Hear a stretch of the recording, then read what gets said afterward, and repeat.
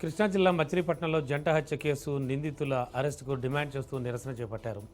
కృత్తివెన్ను మండలం చిన్నగొల్లపాలెంలో గత నెల 28న హత్యకు గురైన శెట్టి సుబ్బన్న, గొలుసు అయ్యప్ప కుటుంబాలకు న్యాయం చేయాలని కోరుతూ యానాది సంఘాల ఆందోళన నిర్వహించాయి. యానాది మహానాడు, ఆల్ ఇండియా, అలాగే కేవీపీఎస్ ఆధ్వర్యంలో లక్ష్మీ టాకీస్ సెంటర్ నుంచి కలెక్టరేట్ వరకు ర్యాలీ చేపట్టారు. నిందితులను వెంటనే అరెస్ట్ చేయాలని, బాధిత కుటుంబాలకు 50 లక్షల రూపాయల చొప్పున ఎక్స్గ్రేషియా అందించాలని డిమాండ్ చేశారు.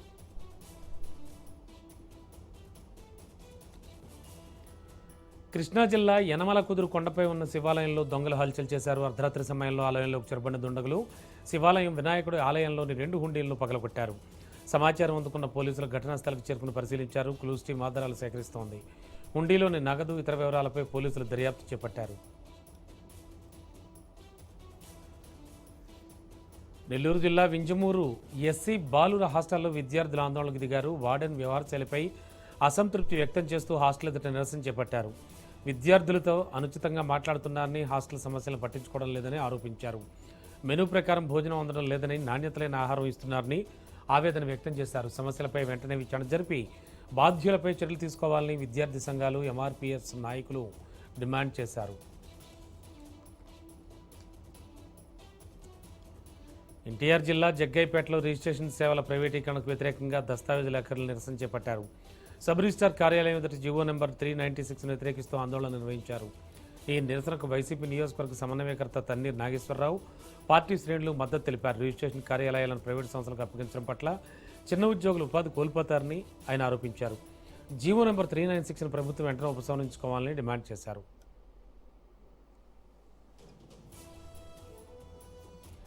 మహబూబాబాద్లో సర్ కార్యక్రమంపై ప్రజలకు అవగాహన కల్పించేందుకు సిపిఐ నేత వినూత్న ప్రచారం చేపట్టారు. మున్సిపల్ ఫ్లోర్ లీడర్ అజయ్ సారథి తోపుడు బండికి మైక్ ఏర్పాటు చేసుకుని ఇంటింటికి తిరుగుతూ ఓటు హక్కు ప్రాముఖ్యతను వివరించారు.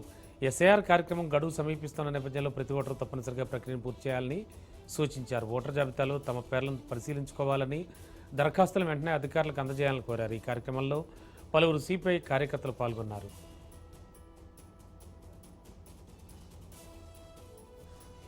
అక్రమ వైద్యంపై కడప జిల్లా వైద్య ఆరోగ్య శాఖ అధికారులు కూడా జులిపించారు.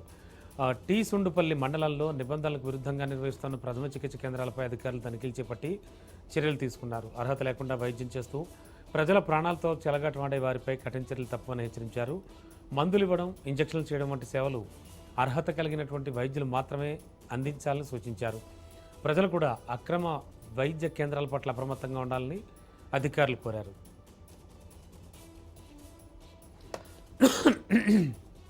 కాకినాడ జిల్లా జగ్గంపేటలో గిరిజనుల హక్కుల కోసం నిరసన కార్యక్రమం నిర్వహించారు. అర్జున్రావు ఆధ్వర్యంలో బంగారాజు సమక్షంలో చేపట్టిన ఈ కార్యక్రమంలో గిరిజనులు ఉద్దేశించి వారికి కుల ధృవీకరణ పత్రాలు జారీ చేయాలని డిమాండ్ చేశారు. కుల ధృవీకరణ పత్రాలు లేక గిరిజన విద్యార్థులు విద్యా ఉపాధి అవకాశాలకు దూరమవుతున్నారని ఆవేదన వ్యక్తం చేశారు. అధికారులు స్పందించి అర్హులైన విద్యార్థులకు ధృవీకరణ పత్రాలు అందించాలని కోరారు. కాకినాడ జిల్లా జగ్గంపేటలో దస్తావేజు లేఖరులు నిరసనకు దిగారు. సబ్ రిజిస్ట్రార్ కార్యాలయం వద్ద జీవో నెంబర్ 396ను వ్యతిరేకిస్తూ ఆందోళన చేపట్టారు. ఈ నెల 30 వరకు పెన్ డౌన్ కార్యక్రమం చేపట్టినట్లు డాక్యుమెంట్ రైటర్లు ప్రకటించారు. జీవో 396ను వెంటనే రద్దు చేయాలని డిమాండ్ చేశారు. దస్తావేజు లేఖరుల నిరసనతో రిజిస్ట్రేషన్ సేవలకు తీవ్ర అంతరాయం ఏర్పడింది.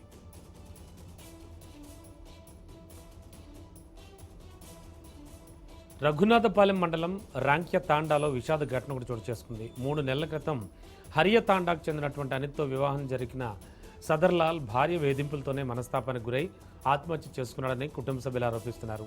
పెళ్లైన కొద్ది రోజుల నుంచే తను మానసికంగా వేధిస్తున్నారని సదర్లాల్ తల్లిదండ్రులకు చెప్పినట్లు తెలిపారు. శీతల పండుగ సందర్భంగా అత్తగారింట్లో అవమానానికి గురైన అనంతరం అక్క ఇంటికి వెళుతున్నాను అని చెప్పి బయటికి వెళ్ళినటువంటి సదర్లాల్ కుటుంబ సభ్యులకు ఫోన్ చేసి ఆత్మహత్య చేసుకున్నట్లు తెలిపాడని తెలిపారు. ఇక అనంతరం పురుగులమందు తాగి సాగర్ కాలువలో దూకి ప్రాణాలు తీసుకున్నట్లు తెలిపారు.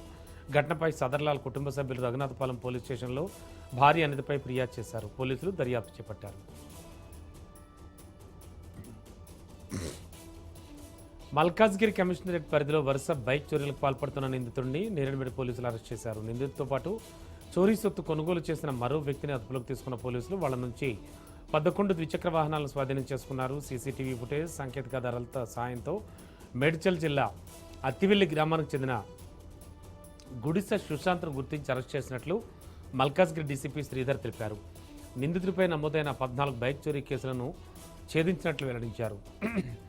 బైక్ పార్కింగ్ సమయంలో ప్రజలు అప్రమత్తంగా ఉండాలని, భద్రత కోసం ఇళ్ల వద్ద సీసీ కెమెరాలు ఏర్పాటు చేసుకోవాలని డీసీపీ సూచించారు.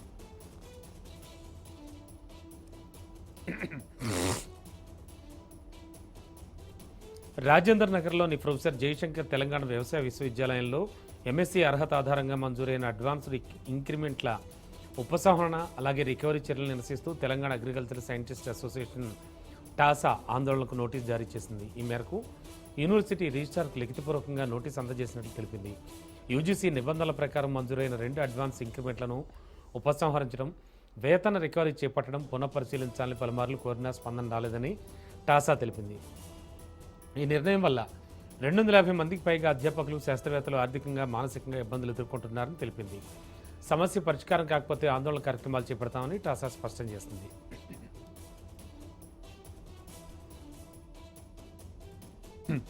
నిజామాబాద్ జిల్లా ఆర్మూరు మున్సిపల్ పరిధిలోని కోటార్మూరులో ఉన్న భవిష్యత్ దర్శిని పాఠశాల విద్యాశాఖ అధికారులు తాత్కాలికంగా మూసివేశారు.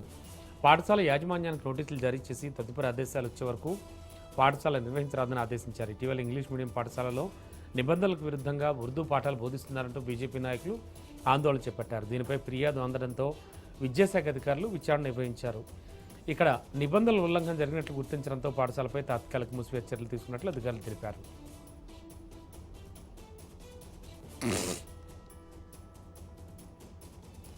ఎల్నినో ప్రభావంతో ఎదురయ్యే పరిస్థితులపై ఉమ్మడి ఆదిలాబాద్ జిల్లాలో అధికారులు అప్రమత్తమయ్యారు. ఉట్నూరులోని కొమరం భీం కాంప్లెక్స్లో ప్రత్యామ్నాయ కార్యాచరణ ప్రణాళికపై ప్రత్యేక సమావేశం నిర్వహించారు. రవాణా శాఖ కమిషనర్ ఇలంబర్తి ప్రత్యేక పరిశీలకులుగా హాజరైన ఈ సమావేశంలో ఎమ్మెల్యేలు బెడ్మ బొజ్జు, ప్రేమ్సాగర్ రావు, 3 జిల్లాల కలెక్టర్లు పాల్గొన్నారు.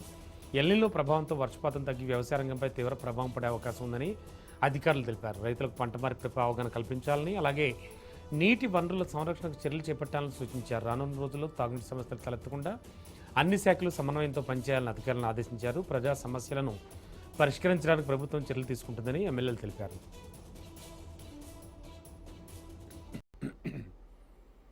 ఖమ్మం నగరంలో ఒక్కసారిగా భారీ వర్షం కురిసింది. గత 3 రోజులుగా దూపుచ్చాడుతున్న వర్షం ఎట్టకాలకు నగరాన్ని తడిపింది. ఉదయం నుంచి ఎండ తీవ్రత కనిపించినప్పటికీ కూడా మధ్యాహ్న సమయంలో ఒక్కసారిగా వాతావరణం మారిపోయింది.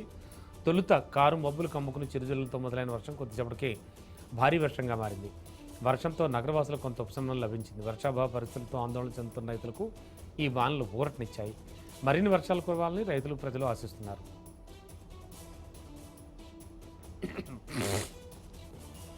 కేంద్ర పాలిత ప్రాంతం యానాంలో పోగొట్టుకున్న సెల్ ఫోన్లను పోలీసులు రికవరీ చేసి బాధ్యులకు అందజేశారు. యానాం సూపరింటెండెంట్ కార్యాలయంలో నిర్వహించినటువంటి సెల్ ఫోన్ రికవరీ కార్యక్రమంలో సాంకేతిక పరిజ్ఞానం సాయంతో గుర్తించిన మొబైల్ ఫోన్లను బాధితులకు అప్పగించారు. గత 6 నెలల్లో అందిన ఫిర్యాదుల ఆధారంగా దర్యాప్తు చేపట్టిన పోలీసులు మొత్తం 40 సెల్ ఫోన్లను స్వాధీనం చేసుకున్నట్టు తెలిపారు. వీటి విలువ సుమారు 4,70,000 రూపాయల వరకు ఉంటుందని వెల్లడించారు. సెల్ ఫోన్ పోయిన వెంటనే పోలీస్ స్టేషన్లో లేదా సైబర్ క్రైమ్ పోర్టల్లో ఫిర్యాదు చేయాలని పోలీసులు సూచించారు.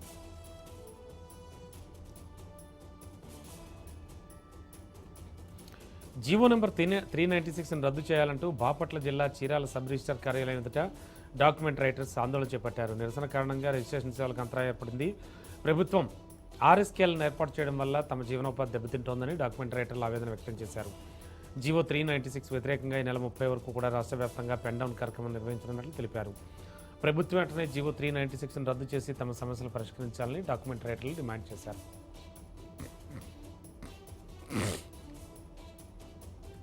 ఎల్నినో ప్రభావంతో వర్షాభావ పరిస్థితులు నెలకొనే అవకాశాల నేపథ్యంలో రైతులు వరికి బదులుగా తక్కువ నీటితో సాగయ్యే ప్రత్యామ్నాయ పంటలను ఎంచుకోవాలని రాష్ట్ర ప్రభుత్వ ప్రధాన సలహాదారు పి సుదర్శన్ రెడ్డి సూచించారు. నిజామాబాద్లో నిర్వహించిన ఉమ్మడి జిల్లా సమీక్ష సమావేశంలో పిసిసి అధ్యక్షుడు మహేష్ కుమార్ గౌడ్తో కలిసి అధికారులు, ప్రజాప్రతినిధులతో పరిస్థితి సమీక్షించారు. తాగునీటి అవసరాలకు తొలి ప్రాధాన్యత ఇవ్వడంతో పాటు ఆయిల్ పామ్, పప్పు ధాన్యాలు, అలాగే చిరుధాన్యాలు, కూరగాయలు వంటి పంటల సాగుపై రైతులకు విస్తృత అవగాహన కల్పించాలని అధికారులను ఆదేశించారు.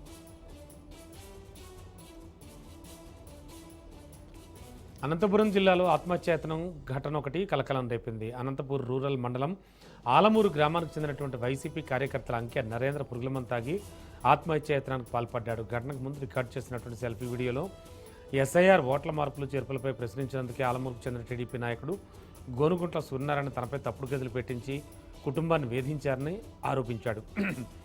అవమానం భరించలేకే నిర్ణయం తీసుకున్నట్టు వీడియోలో పేర్కొన్నాడు. ఘటనపై పోలీసులు దర్యాప్తు చేపట్టారు.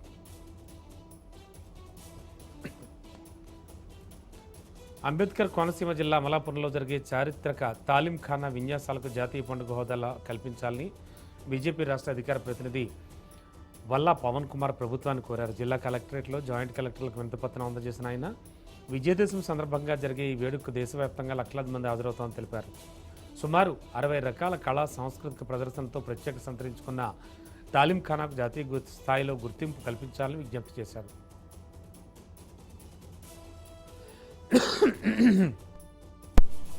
ఏపీ తెలంగాణలో ఆదాయ పన్ను చెల్లింపుదారుల సంఖ్యతో పాటు పన్ను వసూళ్లు కూడా గణనీయంగా పెరుగుతున్నాయని ఆదాయ పన్ను శాఖ principal chief commissioner Suresh Battini తెలిపారు. ఈ సందర్భంగా 2024-25 ఆర్థిక సంవత్సరంలో రెండు రాష్ట్రాల్లో కలిపి 65.35 లక్షల ఆదాయ పన్ను రిటర్నులు నమోదయ్యాయని ఆయన స్పష్టం చేశారు. అలాగే 2026-27 ఆర్థిక సంవత్సరం జూలై 15 నాటికి నికర ప్రత్యక్ష పన్ను వసూళ్లు 41,528 కోట్లకు చేరాయని, గతేడాదితో పోలిస్తే 19.47% అధికమని వెల్లడించారు. కృష్ణా జిల్లా పామర్లో రాజకీయ వివాదం మరోసారి తెరపైకి వచ్చింది. సోషల్ మీడియాలో తనపై అసభ్యకర పోస్టులు పెట్టించడంతో పాటు పరువు తీసేలా వ్యవహరించారంటూ మాజీ ఎమ్మెల్యే కైలే అనిల్ కుమార్, ఎమ్మెల్యే వర్లకుమార్ రాజా మరికొందరు టీడీపీ నాయకులపై పామరు పోలీస్ స్టేషన్లో ఫిర్యాదు చేశారు.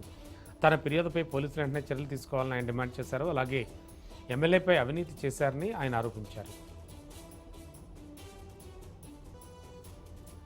అంబేద్కర్ కోనసీమ జిల్లా పి గన్నవరం మండలంలో అక్రమ మట్టి అలాగే బొండి ఇసుక రవాణాపై పోలీసులు చర్యలు చేపట్టారు. నాగుల్లంక గ్రామం నుంచి ఎలాంటి అనుమతులు లేకుండా తరలిస్తున్న 3 బొండు ఇసుక లారీలను గ్రామస్తుల సమాచారంతో పోలీసులు అడ్డుకున్నారు. ఇక ఈ మార్గంలో పాఠశాల విద్యార్థులు స్కూల్ వాహనాలు రాకపోకలు సాగిస్తుండటంతో ప్రమాదాలు జరిగేటువంటి అవకాశం ఉందని గ్రామస్తులు ఆందోళన వ్యక్తం చేశారు. స్వాధీనం చేసుకున్న లారీలను తదుపరి చర్యల కోసం రెవెన్యూ అధికారులకు అప్పగించారు.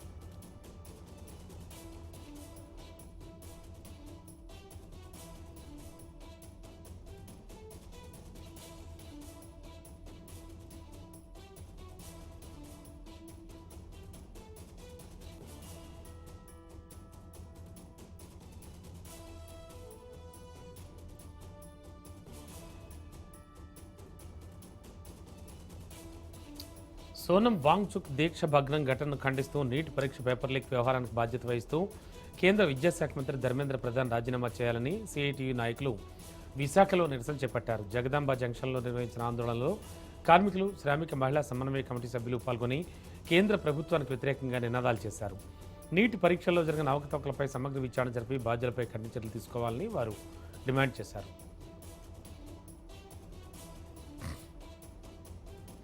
మహిళలకు చట్టసభల్లో 33% రిజర్వేషన్లు వెంటనే అమలు చేయాలని డిమాండ్ చేస్తూ విశాఖలో ఐద్వా ఆధ్వర్యంలో సంతకాల సేకరణ కార్యక్రమం నిర్వహించారు. జిల్లా కలెక్టర్ కార్యాలయం వద్ద జరిగిన ఈ కార్యక్రమంలో ఐద్వా నాయకులు పాల్గొని మహిళా రిజర్వేషన్ చట్టాన్ని ఎలాంటి షరతులు లేకుండా అమలు చేయాలని కేంద్ర ప్రభుత్వాన్ని కోరారు. డీలిమిటేషన్ పేరుతో అమలును ఆలస్యం చేయకుండా పార్లమెంటు, రాష్ట్ర శాసనసభల్లో మహిళలకు సముచిత ప్రాతినిధ్యం కల్పించాలని డిమాండ్ చేశారు.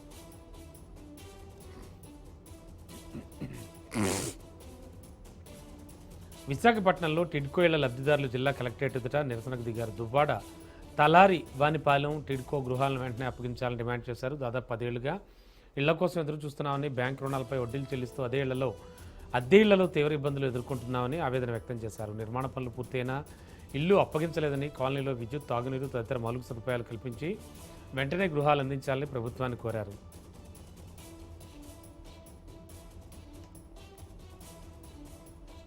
కృష్ణా జిల్లా గుడ్లవల్లేరు చోరీ కేసును పోలీసులు ఛేదించారు. ఎన్టీఆర్ కాలనీలోని ఓ ఇంట్లో చోరీకి పాల్పడ్డ 4 నిందితులను అరెస్ట్ చేశారు. 15,38,000 రూపాయల విలువైన బంగారు వస్తువులు, నగదును స్వాధీనం చేసుకున్నారు. ఇక గుడ్లవల్లేరు గ్రామానికి చెందిన 66 ఏళ్ల పొలగాని నాగేశ్వరమ్మ ఇంటి తాళం పగలగొట్టి నిందితులు చోరీకి పాల్పడ్డారని వెల్లడించారు. ఆనవాళ్లు దొరకకుండా ఘటనాస్థలంలో కారం చల్లినట్లు తెలిపారు. నిందితుల్లో 2 హిజ్రాలు ఉన్నారని, ఈ నెల 16 జరిగిన ఘటనలో నిందితులను 20న అరెస్ట్ చేసినట్లు అధికారులు స్పష్టం చేశారు.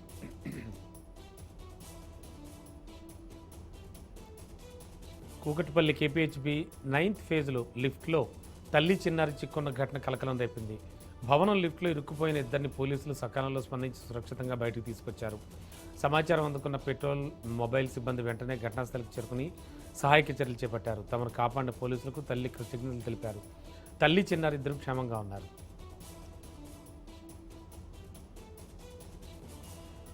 విశాఖలో షైనింగ్ స్టార్స్ 2026 పురస్కారాల ప్రధానోత్సవం ఘనంగా జరిగింది. విఎంఆర్డీఏ చిల్డ్రన్ ఎరీనాలో నిర్వహించిన కార్యక్రమంలో 10వ తరగతి ఇంటర్ పరీక్షల్లో అత్యుత్తమ ప్రతిభ కనబరిచిన 104 మంది విద్యార్థులను సత్కరించారు.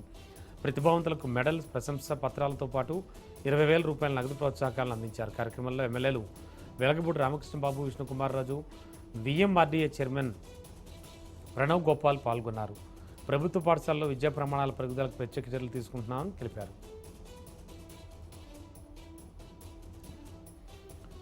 మేడ్చల్ జిల్లా జడిమెట్ల పోలీస్ స్టేషన్ పరిధిలో సంచలనం సృష్టించిన జంట హత్య కేసులో కోర్టు కీలక తీర్పు వెలువరించింది. నిందితుడు భువనేశ్వర్కు జీవిత ఖైదు విధిస్తూ మేడ్చల్ జిల్లా 2వ అదనపు సెషన్స్ కోర్టు తీర్పునిచ్చింది.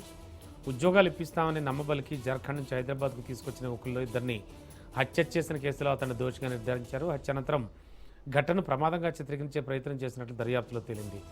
భారతీయ శిక్షాస్మృతి సెక్షన్ 302 కింద జీవిత ఖైదు సహా ఇతర సెక్షన్ల కింద శిక్షలు విధించినట్లు కోర్టు తెలిపింది.